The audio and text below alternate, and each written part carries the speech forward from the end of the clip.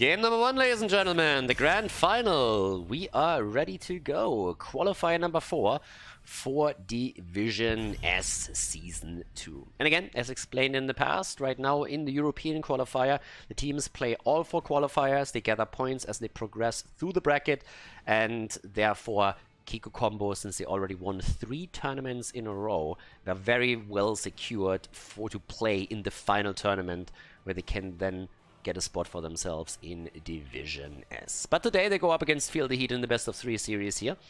And this is going to be an important match. Feel the Heat obviously still also a team that is trying to get a few more points for those standings in order to get a good seeding for the final tournament that is going to happen in a week.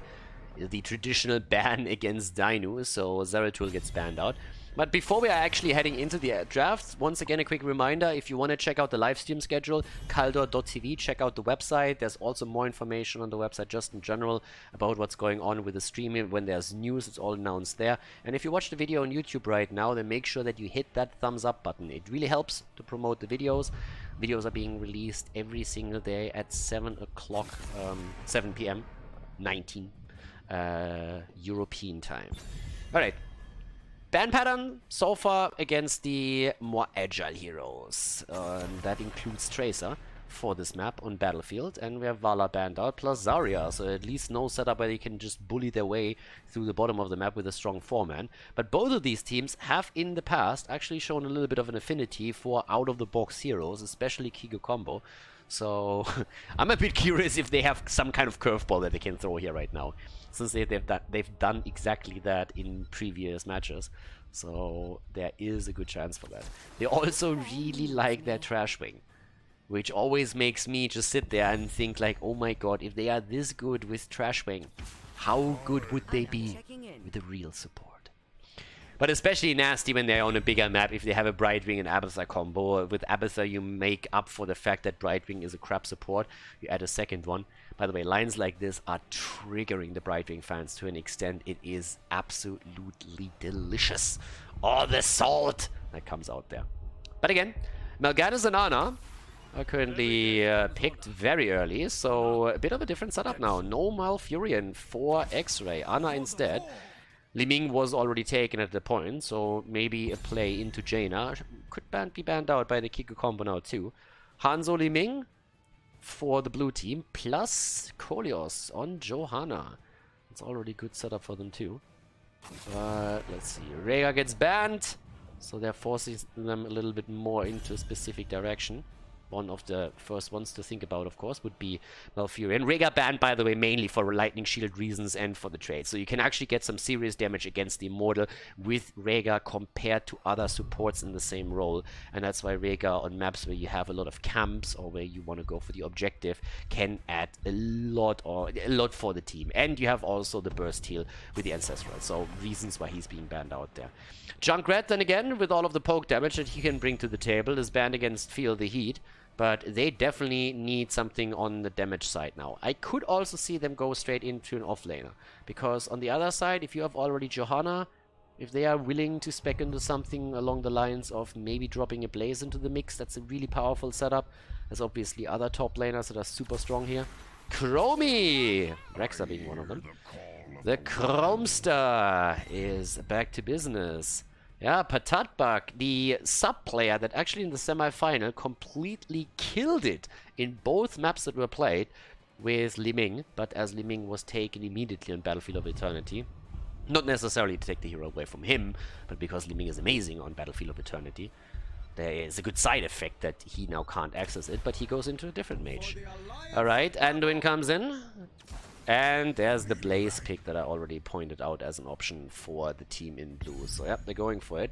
Which leaves us with Dinu's hero on the last pick. And our boy needs a little bit of damage right now. Yeah, they need a bit more. Chromie is nice, but you kind of want to have a little bit of sustainable damage on top of that too. So, Battlefield of Eternity for our first map in the grand final here at the 4th qualifier. For Division S, what are we gonna get? Nazebo again! Okay, the Witch Doctor, back to business, ladies and gentlemen. Let's go straight in. Map number 1 in the grand final, Battlefield of Eternity. Game number 1, KiiKoo combo with Kolios on Johanna, Yasu on Liming, Ixia on Hanzo, Slate on Blaze, and Iowa on Anduin.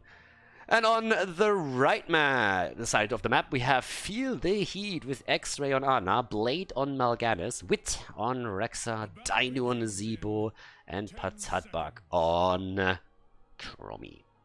Alright. It's going to be interesting to see what Nazebo is going to pull off. So a little bit of a different setup, by the way. We talked about Nazebo in the last game, and his level 1 choice was, of course, the Thing of the Deep, because that talent is just insanely broken on a lot of maps. This is a bit of a different setup right now, though, because if you're going into the Widowmaker at this point, you can, with the spiders, especially after you're picking up additional talents later, easily get immortal damage in. And that is a bit more important over here than the 10% additional spell power that you're getting from the Thing of the Deep and the extra range.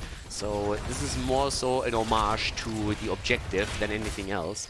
But on big maps like Volskaya Foundry that are more focused fights there, that's where you normally see Thing of the Deep currently taken.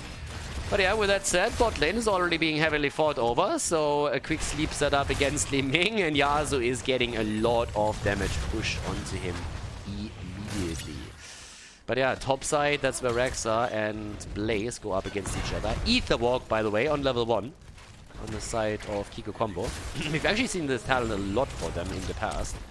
And right now, still, of course, the chance, well, not the chance, we're definitely going to see Calamity on level 7, but the chance that we're going to go into something along the lines of another Orb talent on level 4. This is the map where you can pull it off, you don't have to, but it is an option for sure. Okay, so, Blade already ghosting around. Yeah, nice setup attempt against Li Ming, but she can obviously teleport out of that situation, which she immediately did. Level 1 for the little fake dragon is once again the first time. Obviously a few adjustments that you can make on level 1 if you want to, but in this case it's all in on the Sandblast. Yeah, rotation from Blaze, by the way. Blaze is rotating down to try and get the camp here. Rexa is a little bit late for that rotation, actually decides against it right now, but this means that the red team will likely have to let this one go. Yeah, there's the combo against Dino, and that is a problem. Great setup though, look at that! Blaze gets saved by Anduin. Anduin actually saves Blaze, and Blade... Oh no, that condemn was just a little bit too much for him. No, but that was actually really cool. The save against Blaze. First of all, I really like the way that they exploited the fact that he jet propulsioned in and tried to take them down by immediately turning it against him with a good zombie wall. But then a fantastic save. First we have Anduin with the trade coming in, and then another jet propulsion out. So that was really solid. But yeah, there we go. We have Triumph for it on level 4. Anduin, talents got a little bit changed, or the icons got changed. Still the bold strategy. And on the other side, Inner Fire right there. Still a little bit mind-blowing to me. Lately I've seen so many Vala players in amateur games that actually go into more of an auto-attack, or well, in ARAMs, in Brawls mostly, they go for more of an auto-attack focused Vala style, and then on level 16 pretty much automatically pick Seething Hatred, which is of course completely counterintuitive, but it has the same style of icon, which makes it, for players that don't know what they're doing here, just as a...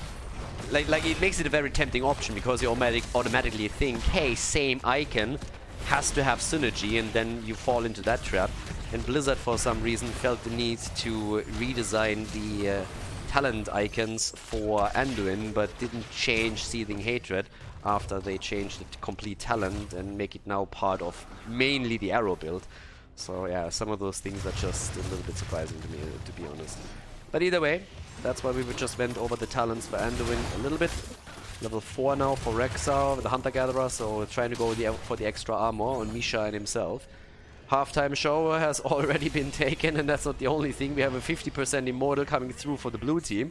So the KiiKoo combo definitely working with Hanzo and his level 4 talent here. Ixer is getting good damage out to make sure that they are getting the Immortal pushing topside. And this is exactly where it's headed. Blaze is already moving down to the bottom of the map. Still going up against, in this case, actually Nazebo. Rexa is sitting top now. Always move out there. Level 7 talents plus Immortal. That usually equals an eliminated Ford. If they can get that or not, that's the bigger question now. And they're gonna try. But yeah, Ether Walk is now also joined by Calamity. Another save. Yasuo with some damage against Blade, and they are really starting the poke war here. But the wall is gone, so is also Misha. And Nazeebo has to move down to the bottom of the map. Yasuo is getting healed in the last possible moment. But it looks like the fort, if he doesn't fall, will at least be so low that they could take it down at any point. But Blaze has already dropped quite a few hit points at the bottom of the map of the second fort. So all of the structures that we see for Feel the Heat have pretty much taken a beating here. 1 kill against 0. That's all that they really needed. There's a setup again. Liming with another combo attempt. And this is exactly one of the reasons why Liming can be strong here. So in this case, it was actually Ana who soaked a lot of the damage up. But the kill is still there. The fort is destroyed. And that's Catapults pushing through the top lane. Okay. Level 7 talent on both sides available now. Also in this fight. 25 stacks for Chromie on her level 1. Yeah, getting some solid connects hidden here. By the way, the quest talent for Nazeebo is nearly done too. He now has also the level 7 talent for the extra spiders. Completes the level 1. Gets stunned out, but should be able to escape here. And we have the Hex Crawlers in addition to that as well. Alright, so Dino definitely is going to be one of the top damage dealers against the Immortal, especially when he pixelator turns. But this is going to be pretty good for him to drop the spiders whenever he can get close enough. That was a nice setup. Yeah, the zombie wall is isolating them a bit, and that leads to the kill against Hanzo.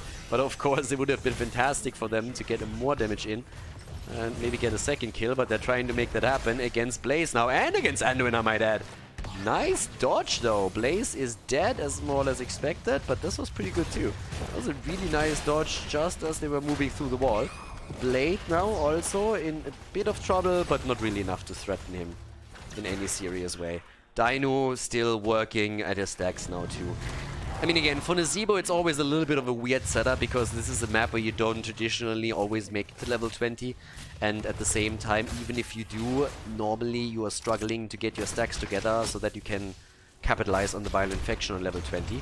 But as long as he is diligently going through the lanes and trying to take those down and add to his baseline, he has a chance of completing that regardless. So if it ever comes to a point where they have to fight around level 20, Viral Infection would be a huge game changer, especially when you're trying to burn down the Immortal. So him just doing his due diligence and always moving onto the lane for that particular move is pretty important. 10s are ready for both sides. There's the setup, blessed shield. And the ult of Chromie, but no kill pressure yet. Halftime show is won. Nice, great Aaron, what a kill. Li Ming comes in, gets the resets, gets the kills. That was well done by Yasuo, and they're looking for even more. Dino is in trouble, he goes down. Blade is also completely isolated from the rest of the team. He's trying to get out with the help of his ult, but even that might not quite work out for him. Blade dodging as much as he can. Juke City, baby, but he can't juke hard enough for this one. That's 4 kills against 2. Great setup by KiiKoo combo. They have won every single tournament, every single qualifier so far, and they only suffered a single map loss. That was in the grand final of qualifier number 3, where they lost 1 map against Pepe Milady, which I think was actually on Battlefield of Eternity. Might not be 100% true, but I think it was Battlefield of Eternity that they lost. But now they are again just crushing it. This team, they have set their sights on Division S. They want to be part of Division S, and they're doing everything that they have to in order to make it happen. So yeah, a big push through the bottom of the map now. Fort is definitely going to be eliminated. Nazeebo is sitting topside, trying to get at least some value, but even that is a bit of a problem. And down at the bottom of the map, I don't really think that the keep is going to fall. It's way too early for that, and the Immortal hasn't scaled enough yet to be that much of a threat. But they're going to break through that wall, and opening that up in the first place is going to be pretty big here too. If they can pick a few kills though, that might be a different story. Ironskin comes out, good arrow against the backline again.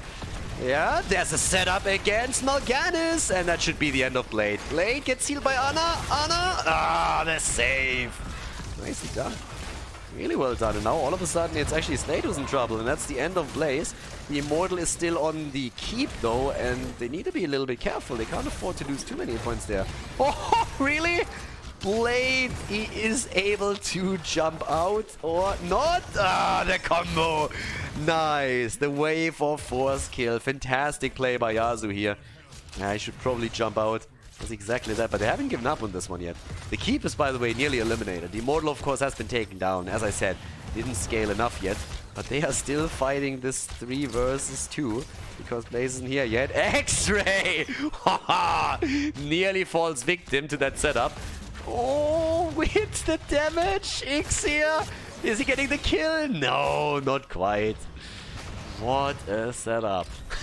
I like that. And the interrupt attempt by Slade as he says like, well, you guys won't be able to go back just yet. Here's the quest completed for Chromie 10 minutes in, so she now gets the additional echo. At the top, we already have Dino doing his thing again. He's sitting at 100 stacks on the baseline right now. But what a play. And bot lane, the pressure is there once more as the team is just jumping straight back into the battle. But yeah, look over to the Keep. The Keep is incredibly low. So if at any point catapults start homing in on it, maybe there's also, I don't know, a camp taken. Keep in mind that the blue team's camp travels to the bot lane. Then there's a good chance that the Keep is going to fall. So despite the fact that Feel the Heat is really fighting back in kills, they're going to have a tough time making this happen if they lose the macro level this hard. The macro game this hard, and they actually do right now. So next objective is going to come up again, but well, as we just talked about, the camp is about to be taken. And the Khazras at the bottom of the map, I think, will be pretty quickly eliminated too. Now, the one shimmer of hope, the light at the end of the tunnel, is actually Dino on a Zebo. If they make it to 20, there is a very solid chance that he will be having a huge impact at a potential turnaround, because they're going to be looking at Vial Infection. He's at 116 stacks, which is actually very, very solid considering the map and the level that we have for the teams. So that is something to watch out for. If KiiKoo combo has a problem with this in the long run, I wouldn't be surprised. If it ever gets to that point, of course. Well, bot lane is getting pushed, and that Keep is in trouble. So the red team will have to split a hero off to deal with this. And once that hero is visible, we are... Look at this, they're already thinking about trapping. Well, they can obviously count to 5, and they see that everybody is sitting at the top. But as long as nobody moves down to the bottom of the map, this is getting a little bit nasty. Yeah, they're already going for Blade. Blast Shield comes out. Blade is able to get away for just a second, and it's Li Ming that falls. Guys, the Keep at the bot lane is dead, though. Johanna is down too, but this Keep is gone. Keep is down, constant catapult pressure. Now Blaze is eliminated, and I think they're going to lose Hanzo, Anduin as well. Yep, the Nick Carter of Heroes of the Storm has just been killed. Alright, so it seems like we're actually going to see an objective taken by Feel the Heat, but they lost the bot lane, and that's the problem. They have no Keep at the bottom of the map, and the fort at the top side has also been taken apart. But those 4 kills, they hurt, because that's an early level 16 for Feel the Heat, and they get the Immortal with this. I would be amazed if KiiKoo combo can somehow save this, and no. Yeah, so the Immortal is going to help them to take down the fort, at least, and with level 16, they have a chance of snowballing this a little bit harder. So, yeah, there we go, 16s are in, they're actually saving it for a little bit longer. I mean, honestly, all that they have to do is get Hanzo on the point here, or Li Ming, and get the shield at least reduced a little bit, but not even that works. No. Blind is a bat for Mal'Ganis. 16 talents aren't there yet for the blue team. Immortal travels bot side. Hanzo is also starting to move away from the top lane. And yeah, Nazebo is at 145. 100% gets his Vial Infection if they make it to 20. But yeah, how quickly can they take down the bottom Immortal? That's the bigger question. This is honestly like the most important thing. If they lose the fort, that's not really a big deal. That's not a big problem. It's more so a question how much more is going to be lost here. But they have 16, so at least they fight on even talents now. That's actually worth a lot. But this one is a goner. That fort is definitely gone. But the Immortal gets poked down already quite reliably, so it's down to 75% now, roughly. As long as they can save the Keep, they're actually still in decent shape, because the only main structure that is still available for Feel the Heat is the top fort. Yeah, but there comes the aggression. They're trying to push this farther a little bit. Okay, damage comes out. Kolio so far still alive. Wall is nearly gone, and that Immortal is still kicking, but is losing hit points. And unfortunately, that stun didn't connect with the structure. So yeah, Immortal is down. They're starting to burn the entire wave. There's the arrow, but only one hit. That's not enough. Not against Mal'Ganis. Nothing you can really capitalize on. So they save the Keep. Has taken a bit of damage. Catapults will still pressure the bot lane very, very reliably for KiiKoo combo. And top lane, that's actually a big... Oh, Kolios! And he's going to get... Nope. Iron Skin saved him for just a moment. But Johanna's gonna fall, isn't she? Kolios is alive, gets another condemned through. Li Ming is down on the other hand. And they're going for the kills. Guys, the red team, what the fuck? Feel the Heat is just starting to crush. They're absolutely starting to crush their opponent. And with a 5 versus 3, that's open. That keep's gone.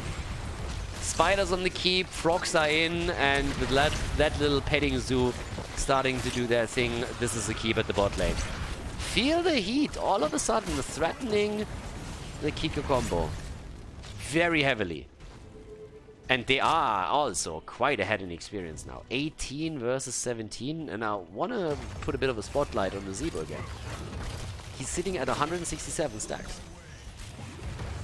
Which means you are 100% gonna get your Vile Infection. 1.5 levels away. The blue team having the big problem that they're actually behind in experience and very likely are going to fall behind in Storm Talents if that trend continues. This is pretty bad news.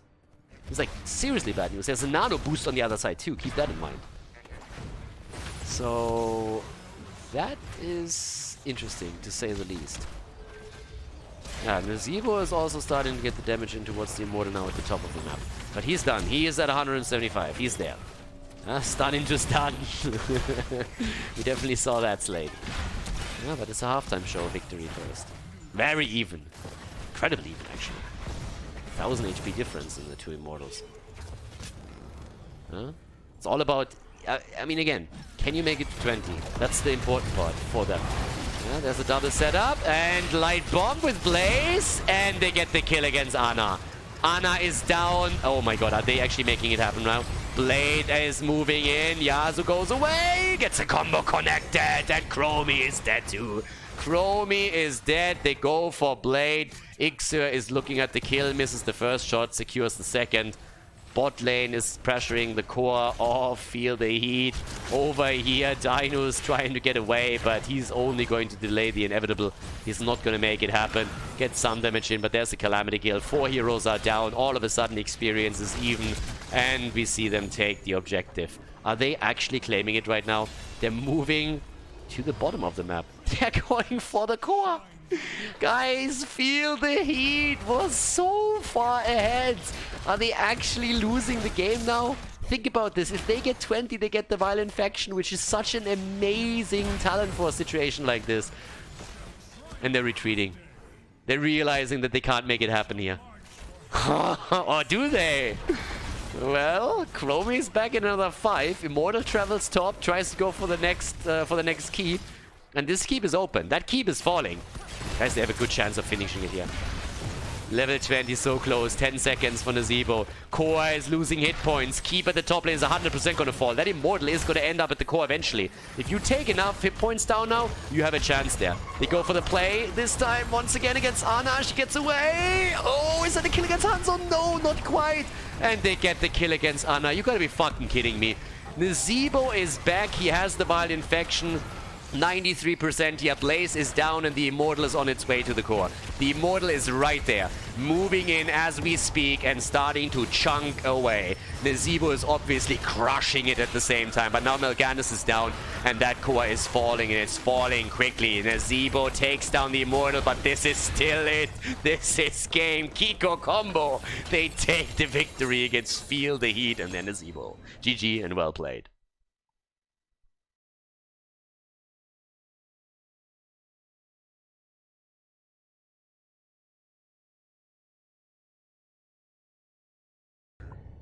Infernal Shrines, map 2.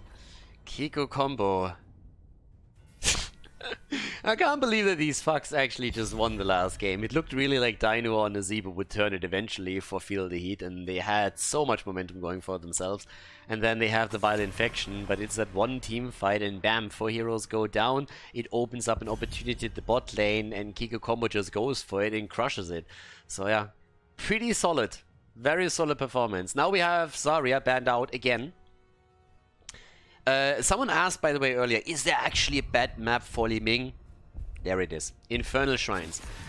Maybe bad is the wrong word, but you are usually not seeing a lot of Li Ming picks on this map, because when you're playing around the objective, there is a really good chance that a lot of these minions that are spawning on the shrine are soaking some of her shots. And that can be super annoying. Sometimes super difficult to position yourself properly in order to play around it. So it's not completely unheard of to see Li Ming here, but if you would look for the map where Li Ming is played the least, this is definitely it.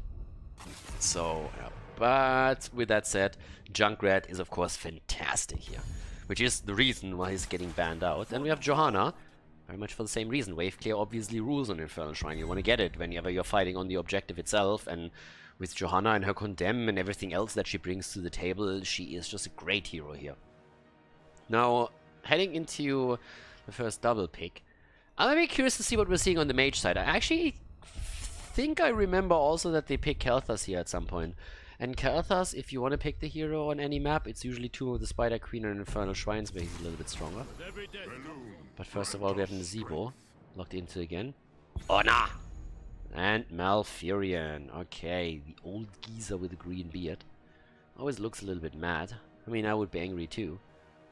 I'm not really on top with my World of Warcraft lore, but as far as I know, he and Tyrande had a thing, and then Illidan stole her away from him. I mean, honestly, if you're Tyrande, that's like the smart choice to make. The guy might be blind, but he's definitely hot if you compare him to Malfurion. So if I was Malfurion, I would be pretty mad too. That's the reason why he has that constant frown on his face, if you look at this picture right now. Because his girl ran away from him. I mean, you know 100% with that beer, he's not gonna get a new one anytime soon. Rhaegar gets picked, so wave clear, wave clear, wave clear. Everybody's going for wave clear with the exception of Tracer now being picked. So they're looking over to the opponent's side and saying like, yeah, you picked Malfurion away, but let's face it, Rhaegar is there too. So we're going to get that set up for them. And that allows Dainu to get a little bit of extra damage in. But no double support. Tacita gets taken away. I'm actually just informed that apparently it's the other way around, so Malfurion stole the girl away from Illidan. Maybe that's the reason why he has the frown, like, I don't know, he's just like, oh my god, I didn't expect all this nagging all the time. So yeah, I'm not quite sure. If the frown has anything to do with it or not, it doesn't really matter. I think Tyrande made the wrong choice here. I mean, just compare the two of them, please! Anyways, ETC banned out against the blue team. ETC obviously still a hero that can be played in the main role. Off lane, power slide into a quick stun from Malfurion. It's also good. Ah, nice. I like the Diablo setup. Diablo on this map is awesome. And Diablo isn't really one of the top tanks anymore.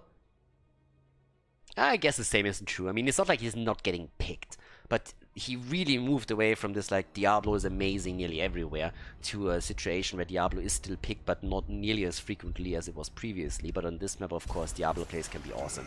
And Medivh, okay! Patatbark with Medivh right now. I like it. Let's go. Dibbles on the other side. We need a little bit more damage for them. And what are we getting here? Infernal Shrines. And Ixia, what are we getting for him? Map number 2 could be the last one. This is the best of 3 here in the grand final. And let's go. It is D.Va. Of course. Of course. What else? D.Va. They go for D.Va. All right. Let's jump straight into game number 2, ladies and gentlemen. Infernal Shrines here, Division S qualifier, the grand final.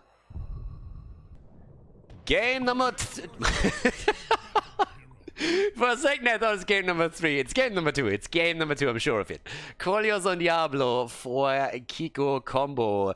We have Eoware on the Eternal Bachelor, Malfurion. Yazu on Hanzo, Slade on Rexa, and Ixia is playing D.Va. On the right side of the map, Feel the Heat with X-Ray on Rhaegar, Dainu on Tracer, Blade on Malthael, Wit on Johanna, and Patatbark on Medivh. That's such a weird name. What happens when if you read it the other way around? Cup-Tatap. Cup-Tatap? That doesn't sound bad either. It's pretty much the same thing. Okay, so as we're heading into our second game, let's have a bit of a look. With that level 1, Fear the Reaper. Well, let's see if the Reaper is worthy to be feared today. He's definitely riding a white shark. That in and of itself is already a little bit okay. But okay, cool. So, well, we have D.Va going into the rushdown. I still can't believe that we have D.Va. There is, of course, one cool thing around D.Va. So that's actually not... It's not only D.Va. If you have a Medivh against you, you try to control the portal as well as you possibly can. And they have a few heroes that can already make that happen. This is, by the way, is one of the reasons why they most likely banned ETC. Not only because ETC is great and can be followed up by Malfurion and other heroes, but also because ETC can be extremely strong against Medivh when he controls the portal the entire time. But when you look over to the KiiKoo combo, they have a lot of heroes actually that still can control the portal, because they are looking at D.Va, who can now just knock everybody away. You have, in addition to that, Malfurion, who can drop the root onto the portal whenever it pops up. And on top of that too, you have, of course, Rexa, who has an additional stun that he can deliver with Misha. So there are quite a few tools that exist in the arsenal of the blue team to control Medivh's plays, at least to an extent. Now, Medivh obviously is going to try and make the life of Tracer and also Malthael a little bit easier, and Tracer is already getting some decent damage in. I mean, Hanzo already is taking, not really a beating, it's definitely taking a hit or two. Big fight here. D.Va, well, is in trouble. Ixir on the run. Oh, Tracer nearly gets the kill, but instead might fall, gets healed. Slate comes in, but that's not enough to secure a kill. Yeah, with that we have Diablo down. The Lord of Terror, not really terrifying in the early game. It looks like Slate might fall too. They're going through the portal and they're trying to go for the kill, and that's the end of Rexa. Rexa gets wrecked. And Medivh survives. 14 stacks for him now. I kinda like this a little bit. This is currently a pretty solid game, to be absolutely honest. That's a 2-0 lead for Feel the Heat. And outside of that being a pretty sweet rhyme, we have now an opportunity to maybe even see game number 3 coming through. Obviously, it's way too early to tell. But if they can set themselves up for such a nice lead in the second game and they can keep it up, they might have an opportunity to show us game number 3. And I wouldn't mind. Third game between the two teams here would be a pretty sweet experience. I wouldn't mind that at all. Now level 4 for Malfurion, so he went into Broccoli, trying to turn it into Groot, so it's going to get some additional damage out of it. We still have Get Through This on the side of D.Va, so all about the damage reduction. It can be really annoying against mainly Malthael in the setup. Trying to keep track of Tracer here is going to be a bit more difficult. Hanzo actually goes down. Alright. Guy with the bow is eliminated. Hanzo is down. Couldn't come at a better time now for Feel the Heat. That's 3 kills against 0. They're doing extremely well. Here comes the bomb, but that shouldn't really... Oh, actually, that does a lot. Zones them out and gets the damage in, but Blade still gets saved. Medivh is sitting there and saying, I gotcha, boys. Drops the shield, and they are getting them back to safety. Or so I thought, up to the point where Diablo said, not on my watch, drops onto Malthael and wrecks him hard. Bolios is looking for a follow-up already. Trying to go for Wit here. 21 stacks against 15. The problem is that now we have a 5 versus 4 in favor of the KiiKoo combo, and they're looking for the kills, but they're a little bit low on 1 or 2 heroes, but they isolate Wit, and that's another kill.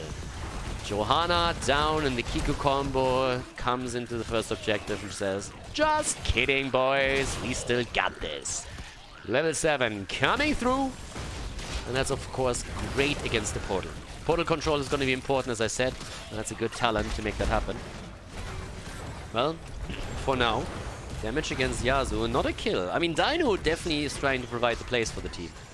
He is coming in with those... Like, he should actually have a pretty solid damage output. Yeah, it's 15,000 top damage in the game. Dino has so far connected every single bomb that he threw out there. That's an unfortunate setup now, though, for Feel the Heat, because this is likely going to cost them a forward. That Punisher wants a piece of the action, and he is mercilessly just jumping in and spawning those circles. And Blade? Hello? He is very likely going to take a lot of damage in this little encounter there. There's another bomb, but Yasuo is alive again. I actually thought that they might be able to hammer Blade down a little bit more. Ha! This is kind of funny, by the way. Gets baited over to the wall and finally taken down there, despite the fact that the fort is still there. It's like, dude, didn't you forget something? I mean, I know you're not the smartest, you're yelling around the entire time and going full on for the gorilla moves, but could you just please take the fort down before you go for the key? Thank you very much. Yeah. Ah, well. 2 kills against 4, nearly even experience. Let's get quests completed for Medivh. Time to feed, baby. Well, not quite, but it's definitely going to be a bit of a relief for him one way or another. There's nothing worse than having one of these talents and then getting dropped just as you're completing it. Yasuo again alive, and he should be a little bit pissed. It feels like Tracer has a little bit of a hard-on for Hanzo in this game. Every single bomb connects with our little archer, and Yasuo needs those constant heals from Malfuri in order to make up for that damage that gets pushed out there. But we start to have to push through the bottom of the map again. They haven't even taken down the fountain. This is one of the first goals when you're playing in any of these setups. Take down your opponent's fountain when you can, whenever possible. Try and take the lane sustain away from me. Okay.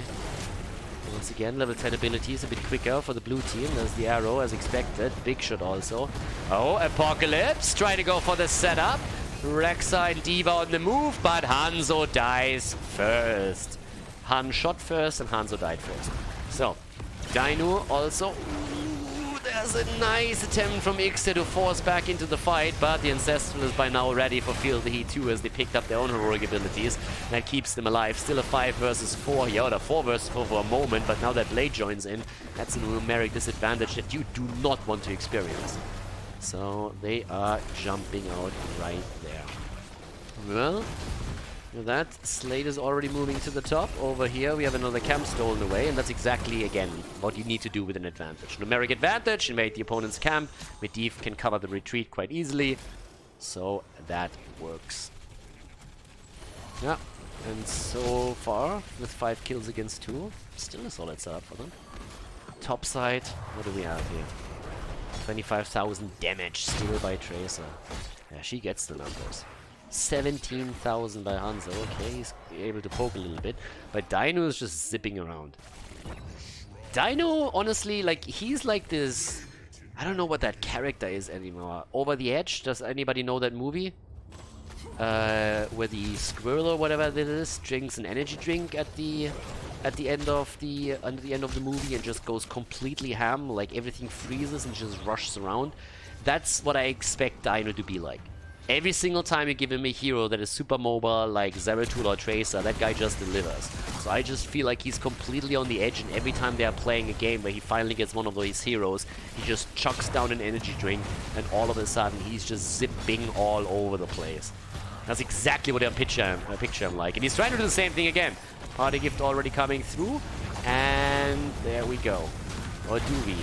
Leyline, follow up, and there's the bomb. This time not connecting perfectly, but they actually get the bomb connected from D.Va. Not enough to take weight down, but definitely dropping the hit points a little bit. Alright. There we go. Yeah, Hammy is the name. Exactly. Hammy, aka Dino. It's the second name. Well, so far, they're doing well on the objective. 13 for the red team would be amazing, but I don't think it's going to drop before the fight really starts, unless they get a kill, of course. Here's again Apocalypse, and that setup did not work whatsoever. Didn't hit jack shit, as we say in professional circles. And now Dino wants another kill, and gets the kill. Parting gift, baby. One for you, and there's another one. Down goes D.Va. Ah, well, and Misha is also joining that. Portal gets immediately graced with Root. Malfurion is laying down the lawn here. But that is very likely, yeah, it is a Punisher for the opponent. So they're getting this one in, and it's time to shine. Let's go.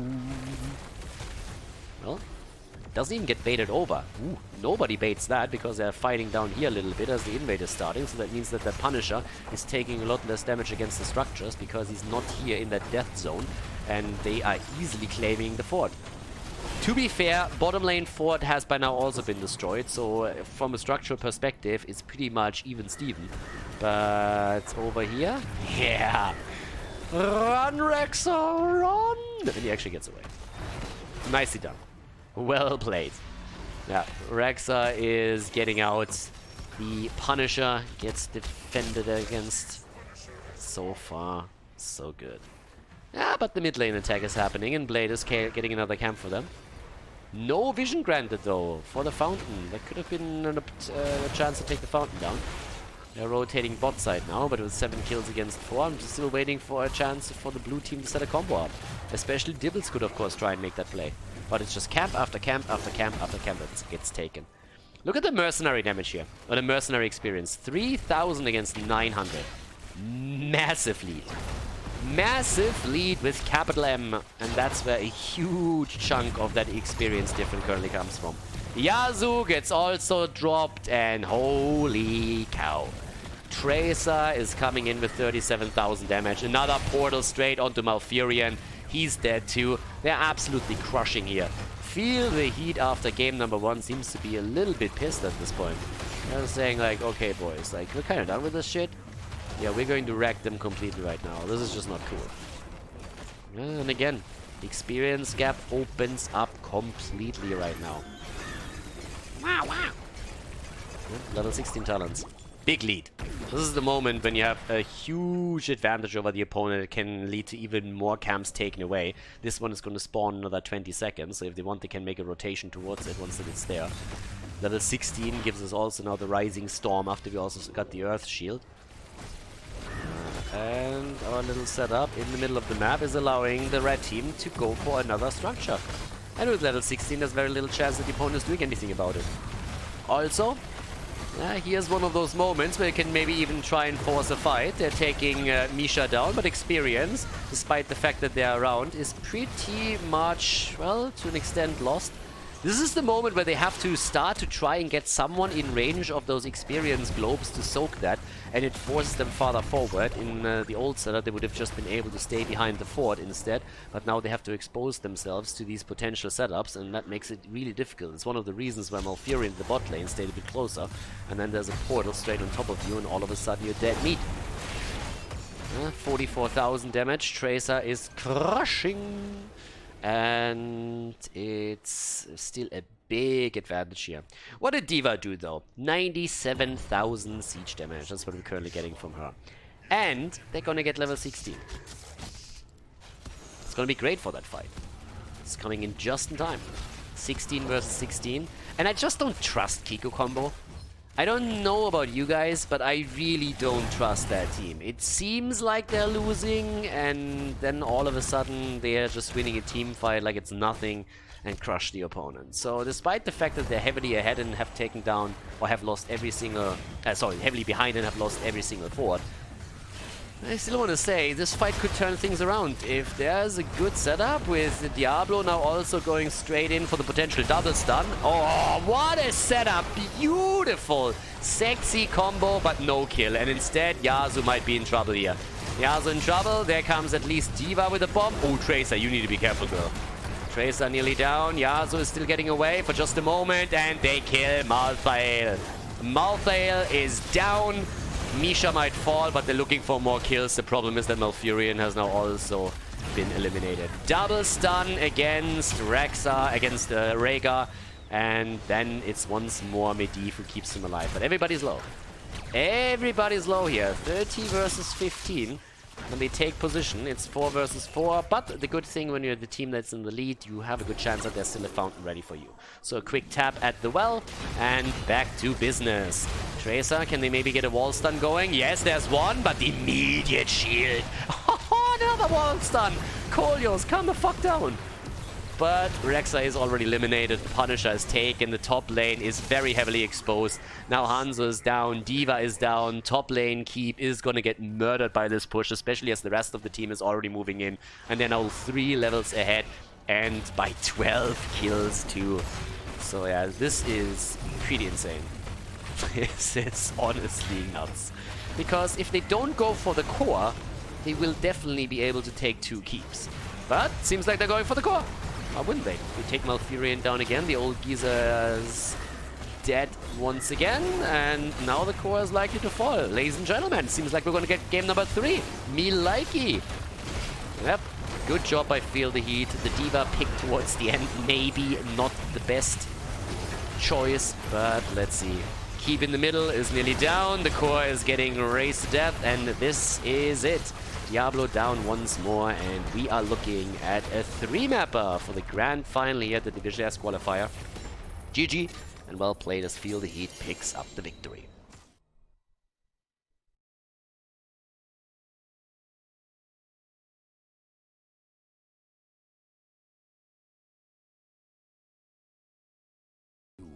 Game number 3, everybody! Towers of Boom, the final map. And again, quick clarification. I went over it at the beginning of this series, but I want to do it again. The team that wins this map and therefore the tournament doesn't qualify automatically for Division S. Instead, in Europe at least, you have to qualify for a final tournament, and the additional points that you grab through a victory here not only will more or less qualify you, but at the same time you're working for better seeding so that you have an easier time in especially the first round of the tournament there. But as it stands, KiiKoo combo against Feel the Heat. And yeah, ready to rock and roll. I'm pretty sure we're not going to get D.Va this time. Very, very sure that D.Va is not going to be a thing here. And Zeratul gets banned, and honestly, at this point, either Tracer is banned out too, or KiiKoo combo just picks her. And they hate Zarya. Boy, do they hate Zarya. I mean, at this point, obviously, you have a lot of experience playing against KiiKoo combo, and if you've seen their Zarya style, Zarya in general has in strong formats these days a good place. And on this map, bot lane, psst, lasering away through the bell tower, getting full on lane control, and then getting those pumpkin camps pushing is always a strong strategy. So there we go. Tracer is taken. Banned. And yeah, what are we going to get for first picks right now? I still want to see what that X factor is going to be in this game now, because I'm pretty sure there's going to be one again. We could see a little bit more of a global focus. Honestly, against them, I would also be a bit afraid of maybe even the Samuro play. Abathar is also out there, and KiiKoo combo, they could definitely play a little bit of an Abathar style here. Then again, obviously the Experian globes were pretty annoying for Abathar. I think like the hero that was probably hit the hardest by the XP globe change that Blizzard put in and that nobody asked for is probably Azmodan. Azmodan, of course, not really part of the competitive scene. But I can only imagine that everybody that likes to play Azmodan is now pretty pissed because everything that the hero does is just clear waves, pretty much. It has good damage also against heroes, but the wave clear was one of his biggest assets, and that's pretty much completely gone. Sergeant Hammer's also not going to be too happy about it. But well, either way, Abathar has been affected. But a good team will still get a lot of value out of just simply the global and of the symbiote. So we'll see if that pops up eventually. Especially the French team has of course played a lot during the Nations Cup with Abathar and Brightwing and tried to play with the two of them. But Anduin in this case is picked again, and we have Garrosh, Hansel and Johanna for the other side. And with the bans coming in, there's no really insane combo that you can destroy right now. There's a couple of general bans, of course, that are still possible. I mean, Leo can still rotate between the lanes pretty easily. You have at the same time also a Blaze that could be banned out if you're trying to take some of that away. Malthael, another good offlaner, and also Rexa, which in this case gets actually banned. But I'm pretty sure that from those 4 heroes just mentioned, we're going to see quite a few addressed one way or another in the draft here. I mean, Rexa's already banned out. There's of course more globals with the bird too. You could go for Falstad, and he's been played a lot more just recently. So there's another chance that we are going to see some action around him.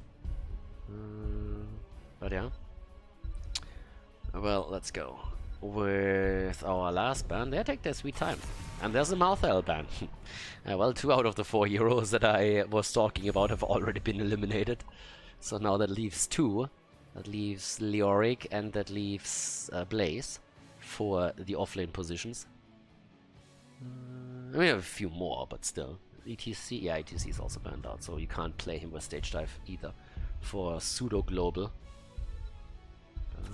There's Rhaegar, okay. Good for the pumpkin camps, by the way. And Li Ming. I guess Li Ming is gonna be shifted over for Padhatbak because the sub player on the red team has been playing the hero nearly exclusively in the previous series, and Blade should be the one playing the offlane unless they have something special planned here. Talking about special, Genji is back. Alright, another Genji pick. I've seen him in the Nations Cup a couple of times. And Dehaka for the global. Haka shaka laka. Alright, baby. Shake it. Well. That's going to be an interesting one, because honestly I want to see if they switch the hero over. Li Ming should end up in the hands of Patapak. I would be surprised if Blade plays her. Considering that they're playing with a sub here, and usually you give the sub what they want. What they feel the most comfortable with. And there's Leo. Great skin. I just like the blue tint for that skin a little bit more. The Ice Giant just has something. You ride the Snowflake, you ride the Money Pig, anything, blue carpet, always fits great.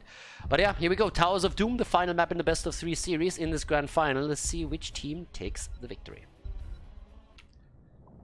Game number 3, the final map, Towers of Bada Boom Bada Bing. On the left, Kolios on Garrosh for the KiiKoo combo.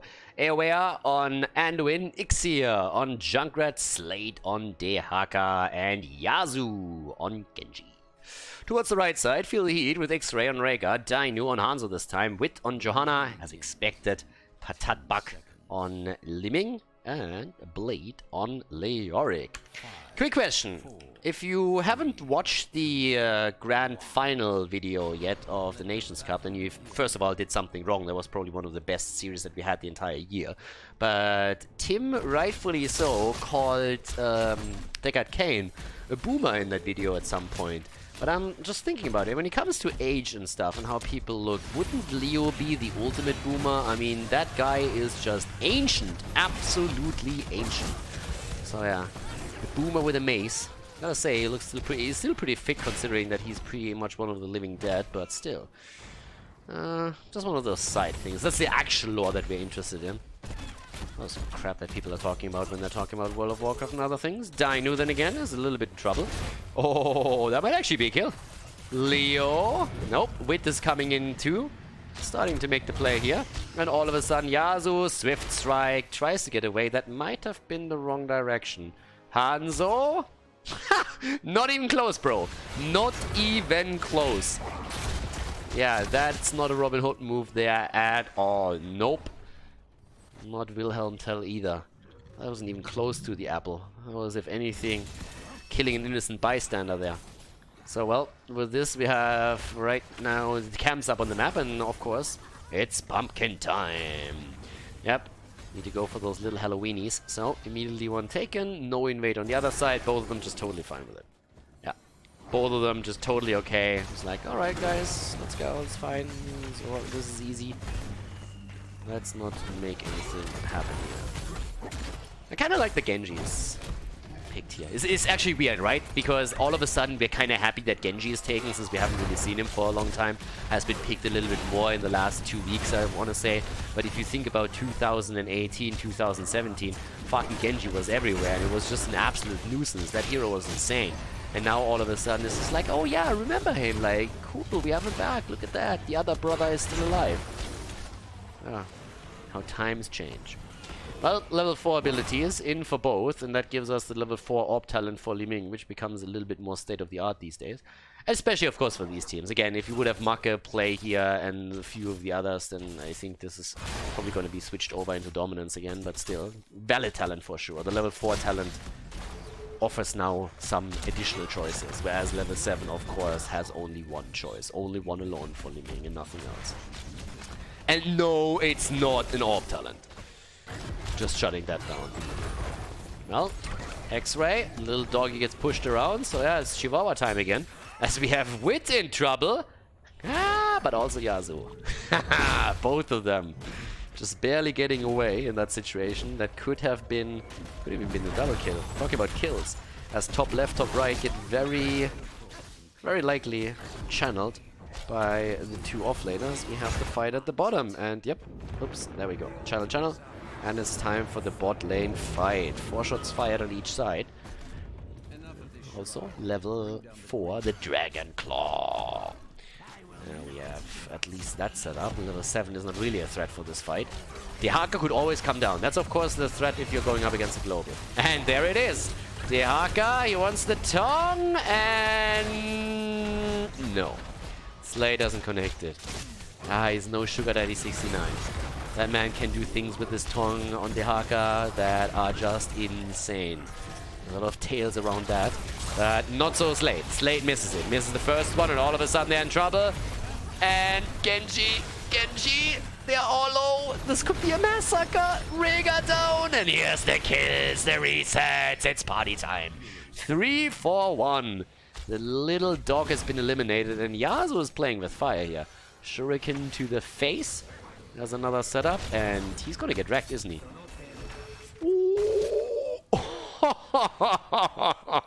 Nicely done, son. I was a bit closer than I expected. Wit finally gets the channel through, and that is 32 against 36 points right here. Okay. Right. Honestly thought for a moment that Liming had a Calamity available and could go straight in for a Genji kill with Calamity, but apparently that wasn't really the case. Seemed to still be on cooldown. For 1 second I actually thought, oh my god, did he actually pick something else but Calamity? But of course, he is much better than that. Well, 3 kills against 1. Is Feel the Heat turning this around? We have to put this in perspective. I mentioned this in, I think, the first, on the first map, the first game. So, KiiKoo combo has just now lost the second map in the entire in the entire qualifier series.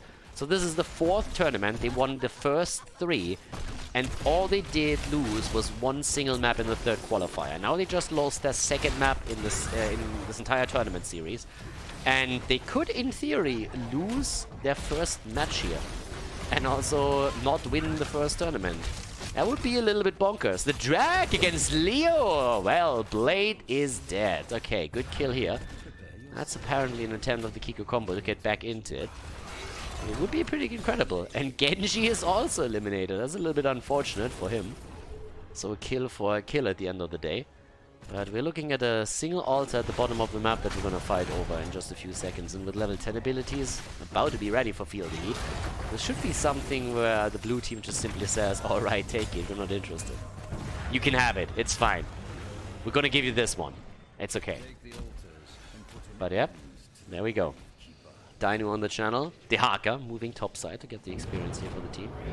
Shots are getting fired, and everybody else is just chilling around a little bit and hoping to get a setup connected before level 10 is ready for KiiKoo combo as well. Well, but we're not there yet. The thing that you have to always pay attention to is there is so much displacement. I mean, it's not only Garrosh that you have to be careful of. You also have to think about Junkrat the entire time. Literally, I mean, nearly everyone on that side has just some kind of displacement ready. Being in a Tong with a drag, Junkrat with a mine, or Garrosh with a quick flip.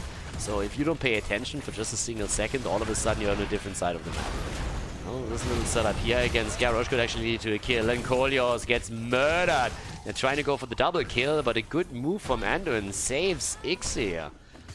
Still 5 kills against 2, and you have to give it to Field Heat. They are starting to really bring the pain train here. That's actually pretty awesome. Think about that. They have not won a single tournament yet.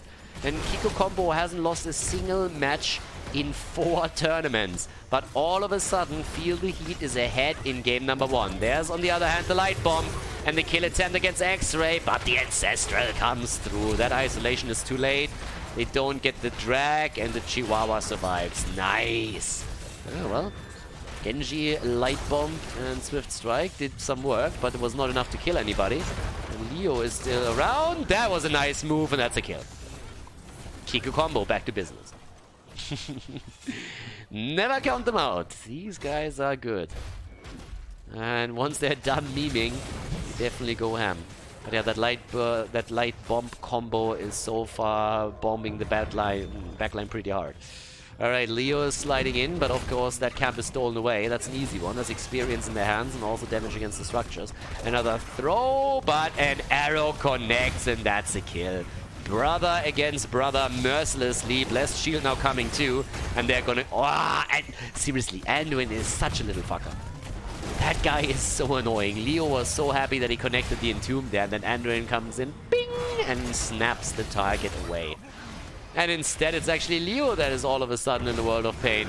Well, Junkrat also goes down, but there's the taunt. And it's just kills against kills against kills. 7 against 3 now. One altar already channeled bot side. Now the second one is still up in the middle as they're going for the camp too. 13 against 12 in terms of levels. Another flip, another throw. Blade low, and Leo is getting away for a moment, but it seems like this is going to be his end. Genji comes in and finishes what they started. Now Genji is going to get Hanzo again, isn't he? Yeah, of course. Hanzo with another kill against the brother. He really hates that guy, doesn't he? 8 kills against 4, and this fight is not over. This game isn't over, but the points on the core are starting to drop for the blue team, and pretty quickly. Wit gets licked and nearly pushed in. Pumpkins connect though. Reptile gets eliminated. And that altar is still up.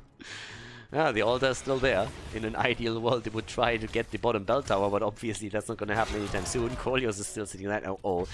Okay, there's the Entomb. They still body block him, and that's the end of him. Yep.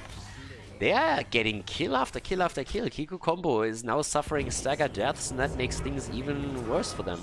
They're continuously just at a numbers disadvantage. Again, another attempt by Dainu as they are starting to go for Genji again. Yasuo is always looking for an opportunity. In this case, Blessed Shield follow-up. Oh, that's a kill. And, well, yeah, there we go. Anduin is down, and I think Genji is also going to get annihilated. Yep, there's another shot fired.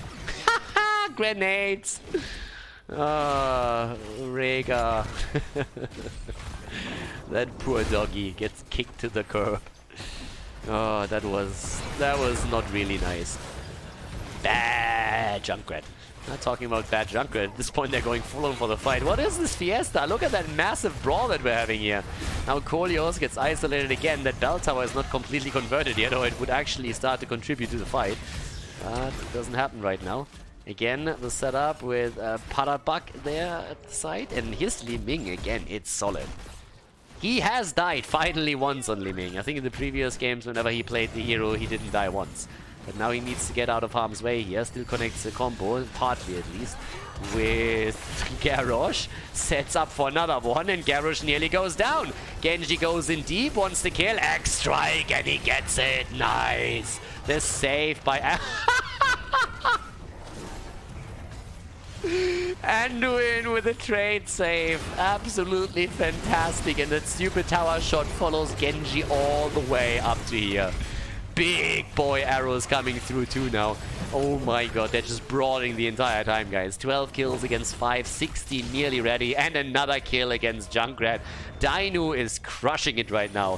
50,000 damage. Ah, Dehaka actually. Nice. Using the global to get topside. Is Blade gonna be there in time? Ha! Gets dismounted. And he still gets the interrupt. Nice! They get the interrupt, but Leo might actually fall for this one.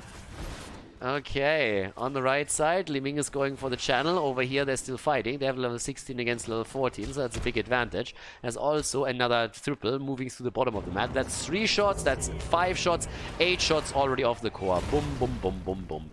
Oh, actually, Genji made it in to stop 2 of them. Nice. So only 6 shots. Well, only. There's another 5 coming through in just a moment as well. Yeah, they're trying to trap. They're trapping Kolios again. And Kolios, does he get saved? Nope, doesn't get saved at all. 16 is in, they're getting the kills connected, and if they get the channel, then the blue team will be down to a single point on the core, and that's exactly what happens. Another arrow, and Li Ming with another big boy kill. Padatbak is just crushing, and they're getting the kill against Anduin. Oh my god, Jesus. Stop kicking them when they're on the ground. That's not nice. They're getting totally bullied. KiiKoo combo gets totally bullied, and well, there's a boss up for grabs too. They could definitely go for that boss. But instead they're going for the mid lane. There's another camp at the bottom of the map, by the way. They're getting completely murdered. I mean, holy shit, they're getting crushed right now. The pain train is coming, and it's with full force still getting rammed into the face of KiiKoo combo. They're losing everything, and if they're losing the top keep, then obviously, or the top bell tower, obviously the barrage is going to start. Guys, I think this is the end of the game, seriously. I mean, it ends here. Ends right here. There's the claim, and I do not see a world in which they can actually reclaim one of the bell towers, especially since you can just now go for boss. That's exactly what they do. That's the end of the game. Feel the Heat are going to win the tournament here. Yes, there they go for boss. At the bot lane, this one is going to be reconnected, but the boss should be taken, and indeed it is, and that is the end of it. Nicely done, GG and well played, as Feel the Heat takes the victory and wins the 4th qualifier for Division S Season 2. GG and well played.